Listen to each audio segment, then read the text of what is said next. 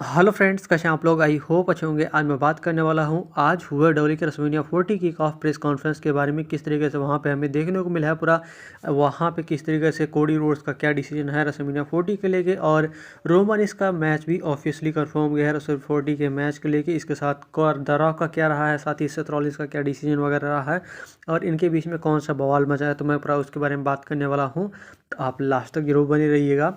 तो देखा जाए दोस्तों, अगर आपको डब्ल्यूडब्ल्यूई शूट इन्फॉर्मेशन वीडियो देखना पसंद है तो आप मेरे चैनल रेसलिंग और गॉसिप को सब्सक्राइब, साथ ही बेल आइकन को दबा लें, जिससे डब्ल्यूडब्ल्यूई शूट जो भी नहीं वीडियो है वो आपके पास तक जरूर पहुँचे।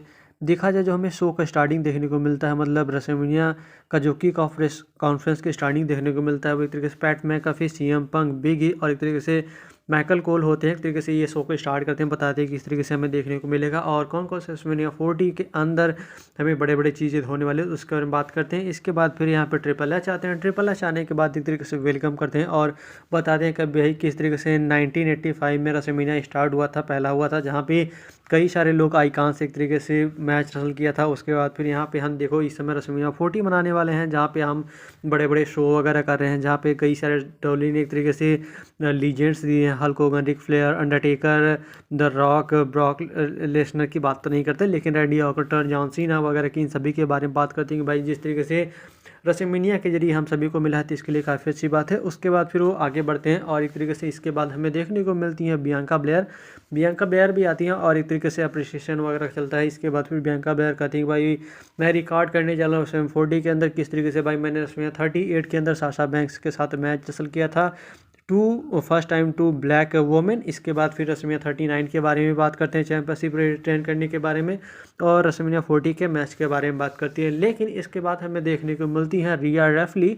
हाँ भाई, डब्ल्यू वोमेन्स वर्ल्ड चैंपियन रिया रेफली आती हैं और एक तरीके से वो बात करती हैं कि इस तरीके से भाई एलिमिनेशन चैम्बर का जो वुमेन्स वाला मैच जीतेगा वो एक तरीके से मुझे फेस करने वाला है रेसलमेनिया 40 के अंदर, ये तो कंफर्म है।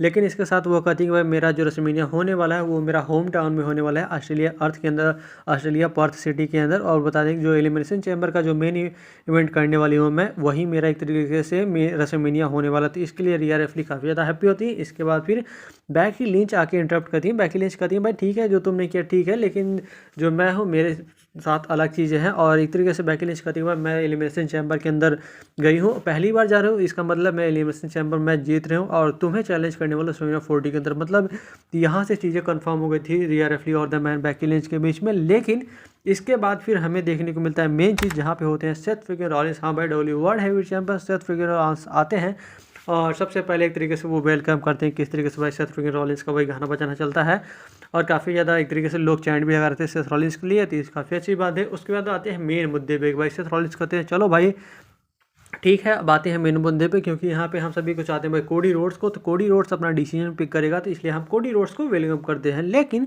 कोडी रोड्स के बजाय हमें देखने को मिलते हैं रोमनिक्स। हाँ भाई, ट्राइबल चीफ रोमनिक्स आते हैं और रोमनिक्स के साथ पॉल हेमन होते हैं।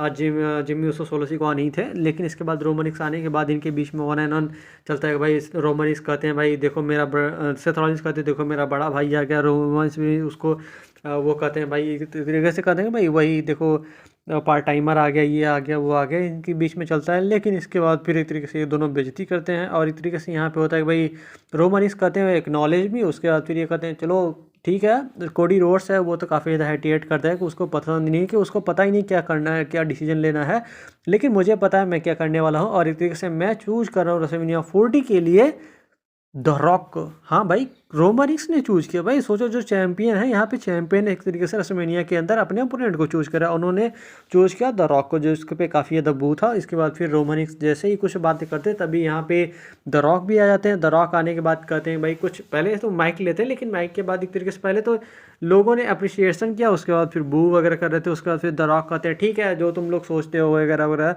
तो कुछ भी नहीं हो रहा, तो तुम लोग जो सोचना चाहते हो कर लो, जो तुम करना चाहते हो कर लो, तुम वो करना चाहते हो वो कर लो, लेकिन इससे कोई फ़र्क नहीं पड़ता। मैं मैच रसल करने वाला हूँ रेसलमेनिया 40 के अंदर मेन इवेंट है, तो मैं तो करूँगा ही करूँगा। इसके बाद फिर यहाँ पे द रॉक जिस तरीके से वो वादा होता है ना अपना कैश फ्रेम, मतलब वो भी कहते हैं, उसके बाद फिर लोग उसको भी कहते हैं। मुझे समझ नहीं आ रहा भाई लोग का दिमाग क्या है। यही बंदे जो 4 साल पहले 2-3 साल पहले ये कहते थे कि भाई मुझे रोमनिक्स वर्सेस द रॉक का मैच देखना है, ड्रीम मैच है, लेकिन अब वही वो लोग बुक कर रहे हैं, तो भाई कुछ अलग ही चल रहा है। इसके बाद फिर वो कुछ और भी बातें करते, तभी यहाँ पे हमें कोडी रोड्स आ जाते हैं भाई। हाँ, जब कोडी रोड्स आते हैं तो कोडी रोड्स आने के बाद ये कहते हैं भाई ये सब चल क्या रहा है भाई, मैं रॉयल नंबर जीता हूँ, मुझे चूज करना है, लेकिन तुम लोग क्या कर रहे हो। लेकिन इसके बाद फिर कोडी रोड्स कहते हैं भाई मुझे चूज करना है, मुझे पता है क्या करना है।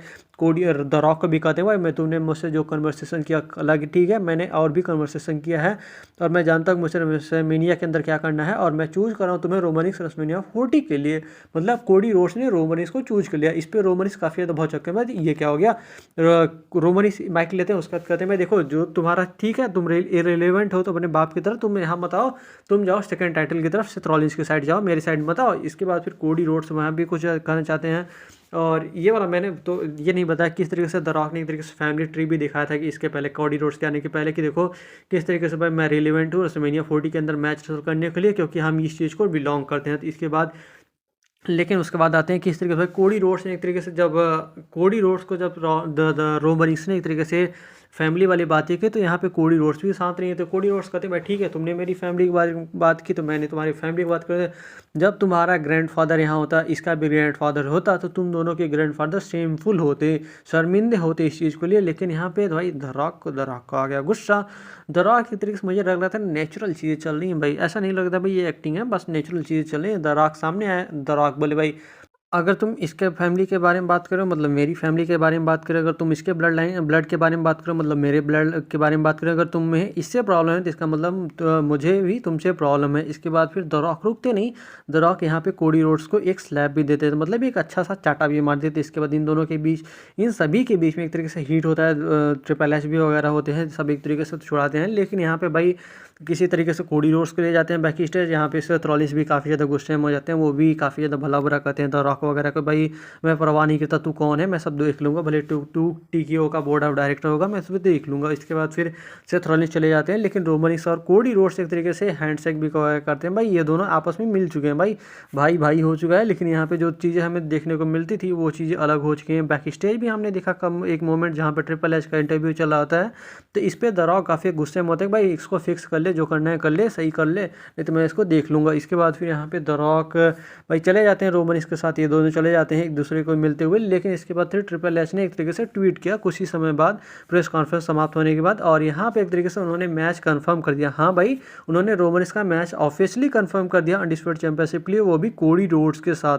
भाई ट्रिपल एच ने तो अपना डिसीजन ले लिया, लेकिन अब देखने वाली बात होगी कि भाई ट्रिपल एच के सामने द रॉक क्या करते हैं, क्योंकि द रॉक एक तरीके से बोर्ड ऑफ डायरेक्टर थे, तो कुछ ना कुछ तो जरूर पंगा होने वाला है।